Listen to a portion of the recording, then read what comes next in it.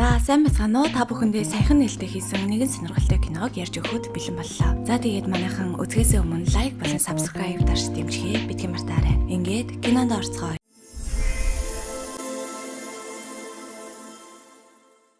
Манай гол дүр ичимхий залуу Макс тэрээр удаан хугацаанд нууцхан хайрлаж явсан Ники гих бүсгүйдээ хэрхэн сэтгэлээ илчлэх вэ гэдэл бэлдэж байгаа нь харагдана. Харин найз Яна түүнийг харчаад за болтой хөгшөө октыг ингэж найрдаггүй штэ зүгээр л хөвгчлөлтэй байхтал болно гаж Ники гэж хочилдог ч юм уу гэдэл балай зөвлөгөө өгнө. Ингээд Макс ч түүнийг болзоонд урих гэж хэд хэдэн удаа оролдох боловч найзууд нь дундуур нь орж саад болсоор л байлаа. Ядаж байтал өвөн дээр нь нэмээд хамгийн хайртай муур нь өвчин намдах юм залгаад өгчихсэн байхан тэр. Манай хүнч хөөрхий бүр сэтгэлээр унаад байж байтал Никигээс дуудлага ирлээ. Макс ч юу ч болоогүй мэтэл ярилцах боловч Никиг ажилласаа гарч байгааг дуулаад тэр орой заавал уулзахар шийдэв.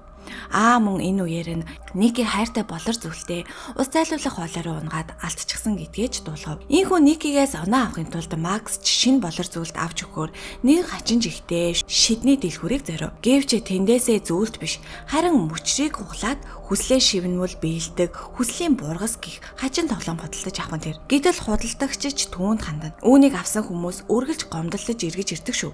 Наадах чинь хуурамч биш учраас дараа нь битгий гомдлоорой доо химээ хажиргалтай анхааруулга өгөв. Тэр оройдоо уушийн газраас гараад Макс Никиг гэрт нь хүргэж өгөхөөр машиндаа суулгалаа. Замдаа тэд хувийн зүйлсээ ярилцаж Макс ч болзоонд урих гэж сандарсандаа өнөөх гаж Ники гэх хочороо түүнийг дуудчихсан тэр. Ингээд Ники ч уурлаж шууд л чи надад сайн юм уу химээ тулахад манай хүнч бүр таг гацаж юу ч хэлж чадалгүй Никиг явуулчихв. Ийхүү сэтгэлээр унаж зөвхөрсөн Макс машиндаа ганцаараа үлдэхдээ өнөөх шидний тоглоомыг гаргаж ирээд Ники намайг энэ дэлхийн хинээс ч илүү хайрладаг болоосаа гэж хүсээд хугалж харахын тэр. Гэтэл яг тэр мөчөд Ники гадаа зогсож байснаа Макс руу алхан ирж муураа алдсан чинь хань болъё гэдэл гэрлүүн хамт орохыг шаардаж эхэллээ. Макс хэдий баярлсан ч энэ бүхэн дэндүү хурдан хугацаанд өөрчлөгсөнд гайхаж түүнээс зүгээр эсгийг нь асуув. За тэгээд эндээс л аимшигтай хачин жигтэй зүйлс эхлэх нь тэр. Ники гинтэл ухаанаа алдсан мэт өөрөө өөртөөгөө ярьж юу болоод байна энэ үнэхээр гажин байна гэж байснаа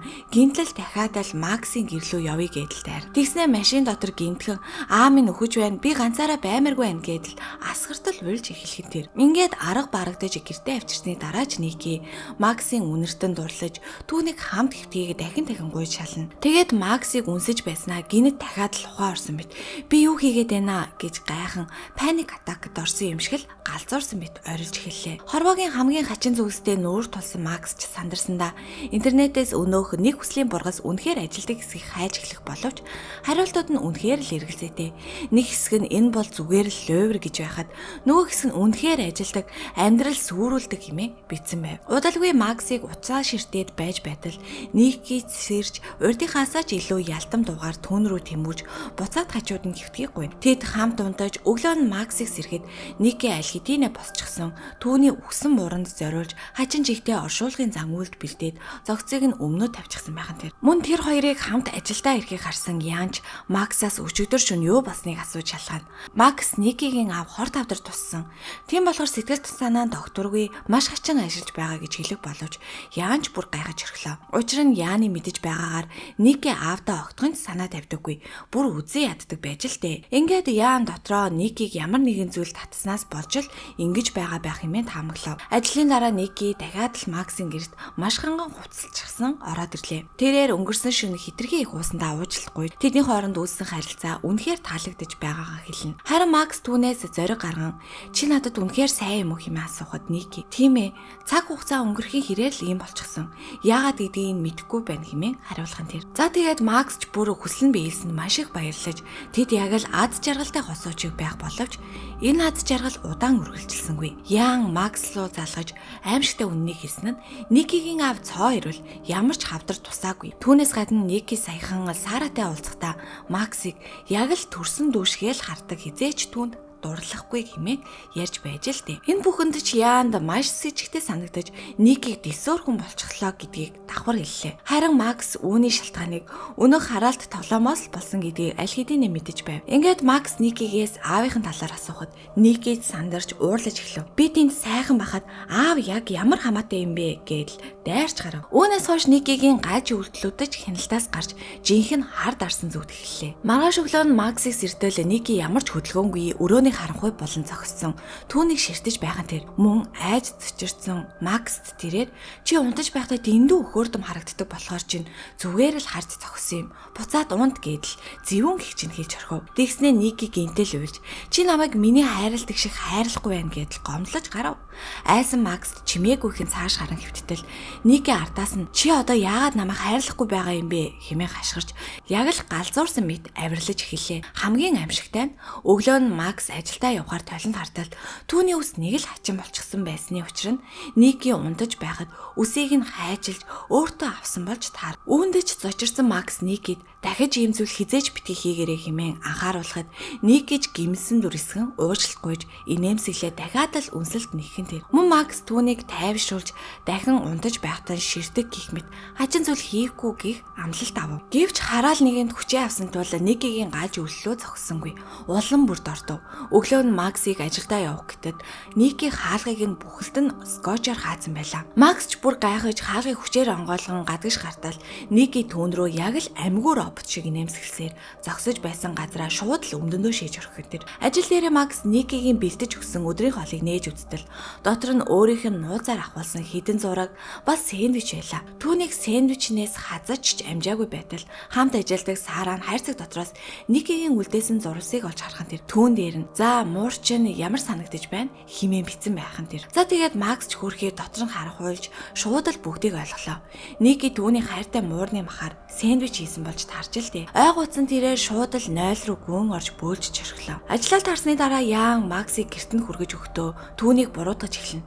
Никигийн сэтгэц докторгүй хэцүү байгааг чи дайламжуулж өөртөө аимшигтайгаар эргүүлж байна гэхэд Макс аргаа баран. Тэр өөрөө л намайг зүгээр орхихгүй байна шүү дээ хэмээн эсэргүүцэн. Ийхүү айд сандарсан Макс харих замдаа өнөө хүслийн бургасын уут дээрх тусламжийн утас руу залглаа. Тэр хүслээ баг зэрэг өөрчилж Никийг эрүүл болгохыг хүссэн ч ажилтан хүслийг өөрчлөх эсвэл цуцлах ямар ч боломжгүй гэх хариултыг л өгнө. Харин Макс бүрэн цуцлахыг шаардгаад ажилтан илүү аимшигтай үннийг долгов. Энэ хүсэл таныг амьд сэрүүн байх хугацаанд хизээч цуцлагдахгүй. Энэ хараал зөвхөн чамайг өгсөн цагт л алга болно гэхин тэр. Дараа нь Макс гэртээ ордоол Ники өглөө байсан яг тэр газараа яг л хөшөө шиг хөдөлгөөнгүй зогсож байлаа. Макс ч хаалганы цаанаас чи муур чамчихсан юм уу?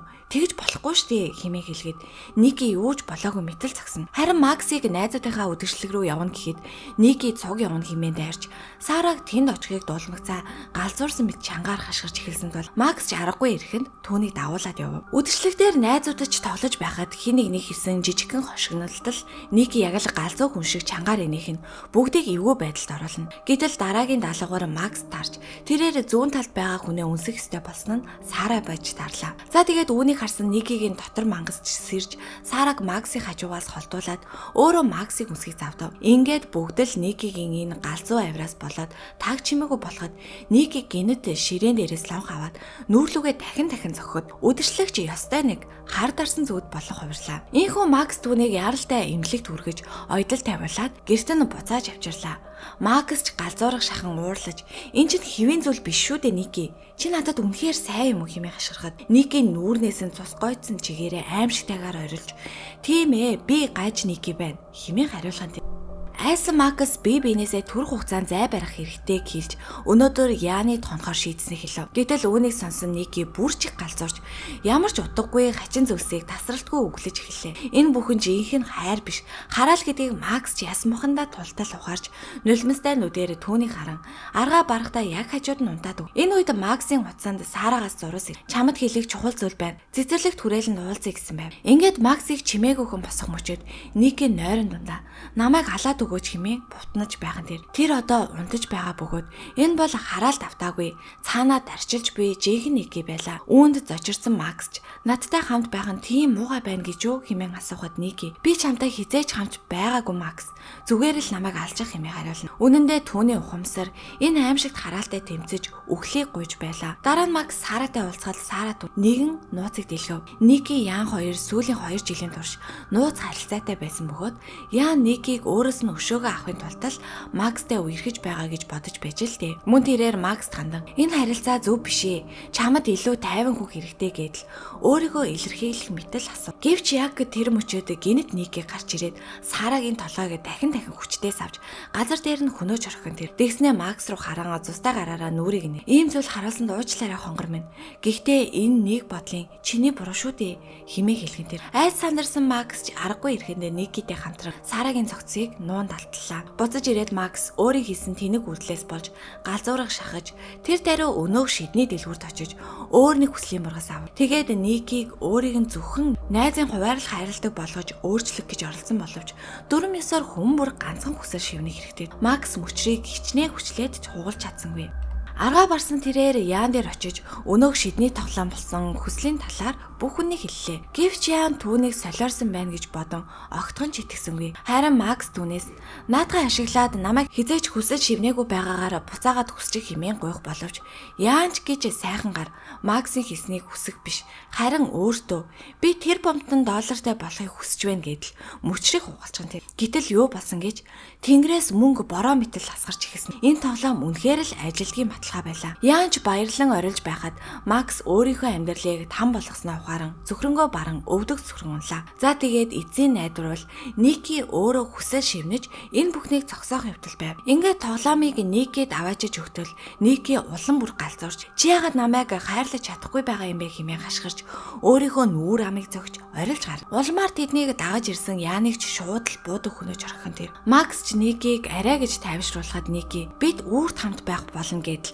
яг л робот шиг тавтан хэлсээр л байлаа. Мөн Макс угаалгын өрөөрөө ороход Ники араас нь хаалга нүдэн ор. Макс Никигийн бууг нууцаар авчихсан байсан бөгөөд амиа хорлохыг оролцсон ч зориг нь хүрсэн. Ингээд өөрт нь үлдсэн цорын ганц зам болох муурыг нь үхэлд хүргэсэн өвчин намдах юмээ бүгдийг нь залгиж орхин тэр. Учир нь операторын хэлснээр бол энэ хараал зөвхөн Максыг хүссэн цагтаа л алга болох байв. Дараа нь Макс угаалгын өрөөнөөс гарч манай хоёрч бие рүүгээ эцсийн удаа нэмсэглэлээ. Макс Никийг алхаар завсан боловч эмэн үйлчлэгээ хитэрч түүний яг өмнө цусаар булжин ухаан алдаж унлаа. Ники ч уйлж чи юу хийж ийн энэ вэ хэмээн хашгирч байснаа Максийн цогцыг хараад бууг нь авч амиа өгөөдгий завдав. Гэвч яг тэр мөчөд Максийн зүрхэн зогсож амьсгал хураах ба Ники ч тэр даруй ухаан орлоо. Хүслийн шидэд гараал эцэстээ түүнээс алж хэвийн байдлаа орсон нь энэ байв. Ники ч ухаан ороод эргэн тойрны хартал хайртай найз Яан буудуулчихсан. Харин төрсөн дүүшгээ хайрладаг Макс нь өмнө нь өгчихсэн хэвтэж байлаа. Тэр юу болсныг огт ойлгохгүй. Маш их зочролд орж харанхуй өрөөнд ганцаараа галзуурах шахан орилсноор энэхүү кино маань төгсөж байна. За ингээд кино таалагдсан бол суугтаа лайк болон subscribe дарж дэмжихээ битгий мартаарай.